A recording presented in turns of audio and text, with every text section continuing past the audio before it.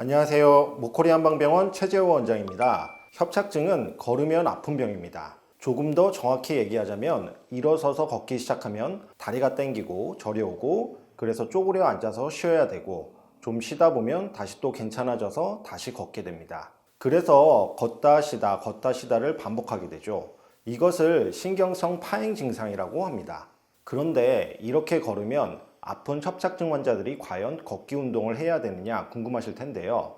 네, 걷기 운동은 반드시 해야 됩니다. 걷기 운동을 잘해서 통증 없이 걸을 수 있는 거리를 늘려야 합니다. 그런데 협착증 환자분들이 걷기 운동을 할 때 가장 잘못된 방법이 대부분 본인이 걸어야 하는 거리보다 무리해서 더 많이 걷습니다. 왜냐하면 많이 걸을수록 좋을 거라고 생각하기 때문입니다. 그래서 5분에서 10분만 걸어야 될 환자분이 30분에서 1시간씩 걷고 걸으면 아픈데도 무작정 참고 걷는 분들이 많은데요. 이렇게 통증을 참고 걸으면 협착증 증상이 더 악화됩니다. 그럼 내 몸이 감당할 수 있는 한도보다 더 많이 걸었는지 어떻게 알 수 있을까요? 걷기 운동을 하고 난 뒤 내 몸 상태를 체크해 보면 알 수 있습니다. 만약 걷기 운동을 하고 난 뒤 증상이 악화한다면 특히 다음날 아침에 일어날 때 평소보다 허리가 더 굳어 있거나 걷기가 더 힘들고 아프다면 이는 그 전날 운동량이 내가 감당할 수 있는 적정 운동량보다 많았다는 것을 의미합니다. 그런데 이렇게 많이 걸어서 몸에 무리가 가는 분들의 특징이 주로 집 밖에 나가서 걷는다는 것입니다.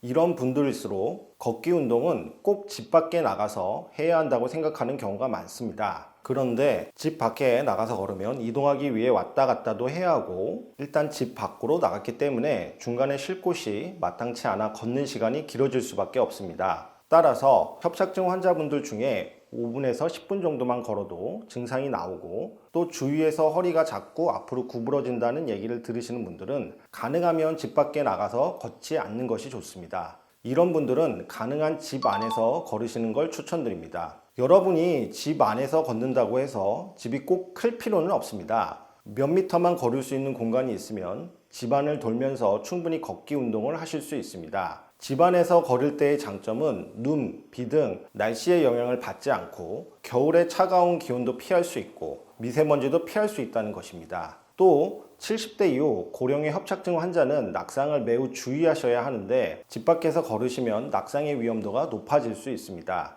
그리고 집안에서 걸으면 좋은 점은 TV를 틀어놓고 걸으면 무료함도 달랠 수 있습니다. 또 걷기 운동을 하는 중간에 증상이 발생해서 쉬어야 할 때 바로 쉬는 것이 가능합니다. 특히 쉴 때는 누워서 쉬는 것이 가장 좋은데 집안에서 걸으면 언제든 누워서 쉬어줄 수 있습니다. 자, 이렇게 무리해서 많이 걷고 특히 집 밖에 나가서 많이 걷는 것과 함께 매우 잘못하고 있는 걷는 방법 중에 하나가 컨디션이 좋은 날 무리해서 많이 걷는 것입니다. 조금만 걸어도 증상이 나오는 협착증 환자라도 증상이 안 좋은 정도가 매일매일 똑같이 일정하게 안 좋은 게 아닙니다. 몸의 컨디션에 따라 어떤 날은 아주 좋았다가 또 어떤 날은 안 좋았다가 이렇게 굉장히 좋았다 안 좋았다를 반복합니다. 그런데 몸 상태가 좋은 날 무리해서 많이 걷는 분들이 있습니다. 이런 날 많이 걷고 나면 반드시 몸에 해가 됩니다.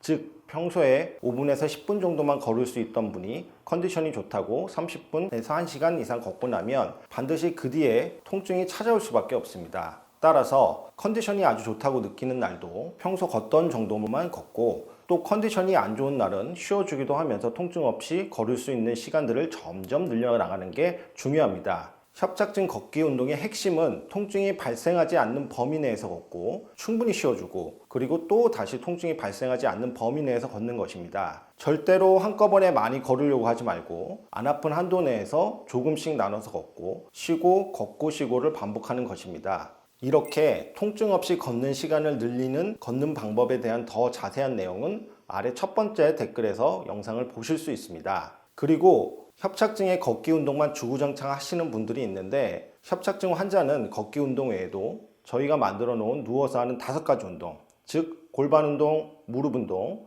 고관절 운동, 옆으로 누워서 하는 무릎 운동, 발목 운동 이 5가지 운동을 반드시 해주셔야 합니다. 그 이유가 뭐냐면 허리 주변 근육들이 이 운동을 통해 기능이 회복되면 협착증 증상이 좋아집니다. 이게 바로 협착증이 수술 없이 치료가 될 수 있는 이유인데 문제는 허리 주변의 근육들은 걷기 운동만으로는 충분하게 기능 회복을 시킬 수가 없습니다. 그런데 이 허리 주변 근육의 기능을 회복시킬 수 있는 정말 좋은 운동이 바로 이 5가지 운동입니다. 그러니 걷기 운동과 함께 반드시 누워서 하는 5가지 운동을 매일매일 꾸준히 해주시길 바랍니다. 이 운동들을 하는 자세한 방법은 아래 첫 번째 댓글에서 보시길 바랍니다.